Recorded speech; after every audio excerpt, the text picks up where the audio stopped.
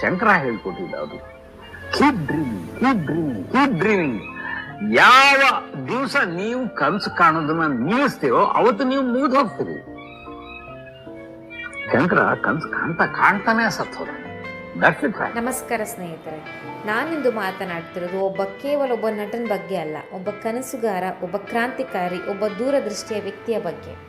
ಅವ್ರು ಬದುಕಿರೋದು ಕೇವಲ 35 ವರ್ಷ, ಆದರೆ 100 ವರ್ಷದ ಪ್ರಭಾವವನ್ನು ಬಿಟ್ಟು ಹೋದಂತಹ ವ್ಯಕ್ತಿ ಅಂದರೆ ಶಂಕರ್ ನಾಗ್. ಇವರು 1954 ನವೆಂಬರ್ 9 ಉತ್ತರ ಕನ್ನಡ ಜಿಲ್ಲೆ ಹೊನ್ನಾವರ ಹತ್ತಿರ ಮಲ್ಲಾಪುರದಲ್ಲಿ ಜನಿಸ್ತಾರೆ. ಇವರ ಮೂಲ ಹೆಸರು ಶಂಕರ್ ನಾಗರಕಟ್ಟೆ. ಇವ್ರದ್ದು ಕೂಡ ಒಂದು ಸರಳ ಕುಟುಂಬ, ದೊಡ್ಡ ಕನಸನ್ನು ಹೊಂದಿದಂತಹ ವ್ಯಕ್ತಿ. ಇವರ ಸಹೋದರ ಅನಂತ್ ನಾಗ್, ಇವರು ಕೂಡ ಒಂದು ಕನ್ನಡ ಚಿತ್ರರಂಗಕ್ಕೆ ಮಹತ್ವದ ನಟ.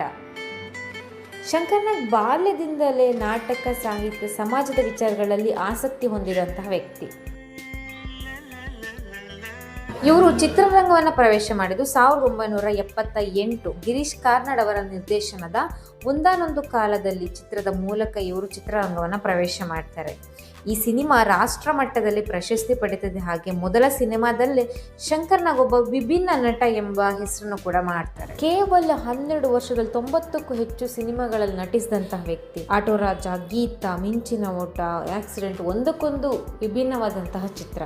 ಅದರಲ್ಲೂ ಆಕ್ಸಿಡೆಂಟ್ ಅಂತ ಸಿನಿಮಾದಲ್ಲಿ ಅವರು ರಾಜಕೀಯ ಭ್ರಷ್ಟಾಚಾರವನ್ನು ತೆರೆದಿಟ್ಟರು. ಆ ಕಾಲದಲ್ಲೇ ಇಂಥ ಧೈರ್ಯ ತುಂಬ ದೊಡ್ಡ ವಿಷಯ. ಶಂಕರ್ ನಾಗ್ ಅಂದರೆ ಒಬ್ಬ ಕೇವಲ ಅದ್ಭುತ ನಟ ಮಾತ್ರ ಅಲ್ಲ, ಅದ್ಭುತ ನಿರ್ದೇಶಕ ಕೂಡ. ಅವರು ನಿರ್ದೇಶಿಸಿದ ಒಂದು ಭಾರತದ ಐಕಾನಿಕ್ ಧಾರಾವಾಹಿ ಅಂದರೆ ಮಾಲ್ಗುಡಿ ಡೇಸ್. ಈ ಸೀರಿಯಲ್ ಇಂದಿಗೂ ಕೂಡ ಜನರ ಮನಸ್ಸಲ್ಲಿ ಜೀವಂತ. ಇದು RK ನಾರಾಯಣ್ ಅವರ ಕಥೆಗಳ ಆಧಾರಿತ ಒಂದು ಸೀರಿಯಲ್. ಅವರು ಕೇವಲ ಸಿನಿಮಾದ ಬಗ್ಗೆ ಮಾತ್ರ ಯೋಚನೆ ಮಾಡ್ತಾ ಇರಲಿಲ್ಲ, ಅಂದರೆ ಅಭಿವೃದ್ಧಿ ಬಗ್ಗೆ ಕೂಡ ದೊಡ್ಡ ಕನಸನ್ನು ಕಂಡಿದ್ದಂತಹ ವ್ಯಕ್ತಿ. ಇಂದಿನ ನಮ್ಮ ಮೆಟ್ರೋ ಆಗಿರ್ಬೋದು, ಅದು ಒಂದು 20 ವರ್ಷದ ಮೊದಲೇ ಅವರು ಕನಸನ್ನು ಕಂಡಿದ್ದಂತಹ ವ್ಯಕ್ತಿ. ಅವರು ತಮ್ಮ ಕಾಲಕ್ಕಿಂತ ತುಂಬ ಮುಂದೆ ಇದ್ದಂತಹ ಒಬ್ಬ ವಿಷನರಿ. ಅವರಿಗೆ ಆವಾಗಲೇ ಸಮಾಜದ ಬಗ್ಗೆ ಇದ್ದಂತಹ ಕಾಳಜಿಗೆ ಇವಾಗಲೇ ನೀವು ಅದು ನೋಡ್ಬೋದು. 10 ಆಟೋದಲ್ಲಿ ಅಟ್ಲೀಸ್ಟ್ ಒಂದು 2 ಆಟೋದಲ್ಲಾದ್ರೂ ಅವರ ಫೋಟೋ, ಅವರ ನೇಮನ್ನು ಕಾಣಲಿಕ್ಕೆ ಸಿಗುತ್ತೆ. ಅವರ ಹೆಸರಲ್ಲಿ ಶಂಕರ್ ನಾಗ್ ಪ್ಲೇ ಗ್ರೌಂಡ್, ಶಂಕರ್ ನಾಗ್ ಸರ್ಕಲ್, ಈ ಥರ ಅವರ ಹೆಸರಲ್ಲೇ ಇವಾಗಲೂ ಕೂಡ ಜೀವಂತವಾಗಿ ಉಳಿದಿದೆ. ಇನ್ನೊಂದು ದಾಖಲೆ ಅಂತ ಹೇಳಿದರೆ 36 ಗಂಟೆಗಳಲ್ಲಿ ನಿರ್ಮಾಣವಾದಂಥ ಒಂದು ಚಿತ್ರ ಇದು ಸಾಧ್ಯ.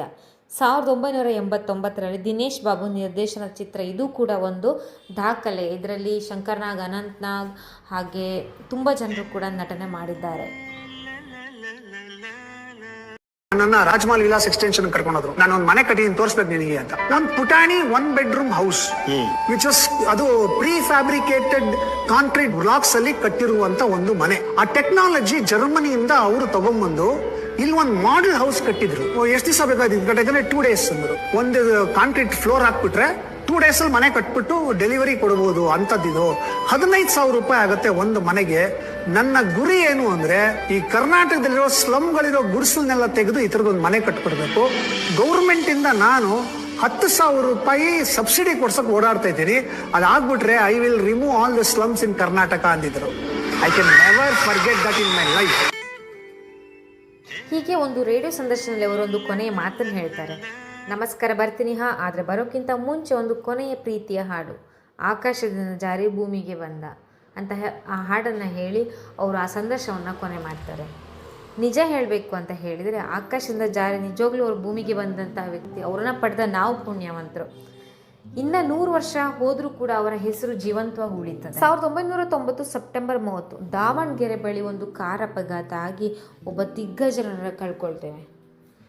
ಶಂಕರ್ ನಾಗ್ ಬದುಕಿದ್ದು ಕೇವಲ 35 ವರ್ಷ ಮಾತ್ರ, ಆದರೆ ಅವ್ರು ನಮಗೆ ಕಲಿಸ್ಕೊಟ್ಟಿದ್ದು ಕನಸು ಕಾಣಬೇಕು, ಧೈರ್ಯವಾಗಿ ಕೆಲಸ ಮಾಡಬೇಕು, ಸಮಾಜದ ಬಗ್ಗೆ ಯೋಚನೆ ಮಾಡಬೇಕು. ಇವರ ಯೋಚನೆ ಮಾಡ್ತಿದ್ದಂತಹ ರೀತಿಯಾಗಿರ್ಬೋದು, ಇವರ ಕೆಲಸಗಳಾಗಿರ್ಬೋದು, ಸುಮ್ಮನೆ ಕೂತ್ಕೊಳ್ಬಾರ್ದು, ಏನಾದರೂ ಒಂದು ಕೆಲಸದಲ್ಲಿ ನಿಮ್ಮನ್ನು ನೀವು ತೊಡಗಿಸ್ಕೊಳ್ಳಿ ಅಂತ ಹೇಳ್ತಿದ್ದಂತಹ ರೀತಿ, ಮುಂದಿನ ಜನ್ರೇಷನಿಗೆ ಇದು ನಮಗೆ ಸ್ಫೂರ್ತಿದಾಯಕ ಅಂತ ಹೇಳಲಿಕ್ಕೆ ಇಷ್ಟಪಡ್ತೀನಿ. ಒಂದು ದಿನ ಅಂತೂ ಸಾಕಾಗಲ್ಲ ಇವ್ರ ಬಗ್ಗೆ ಮಾತಾಡೋಕ್ಕೆ.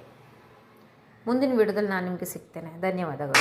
ಸತ್ತ ಮೇಲೆ ಮಲಗೋದಿದ್ದೇ ಇದೆ, ಎದ್ದಿದ್ದಾಗ ಏನಾದ್ರು ಸಾಧಿಸು ಅನ್ನೋ ಲೈನು ನಿಮ್ಗೆ ನೆನಪಿದೆಯಾ? ಈ ಲೈನು ಖಂಡಿತ ಯಾರು ಹೇಳಿದ್ದು ಏನು ಅಂತ? ಹೌದೌದು, ಶಂಕರ್ ನಾಗ್ ಅವ್ರ ಲೈನು.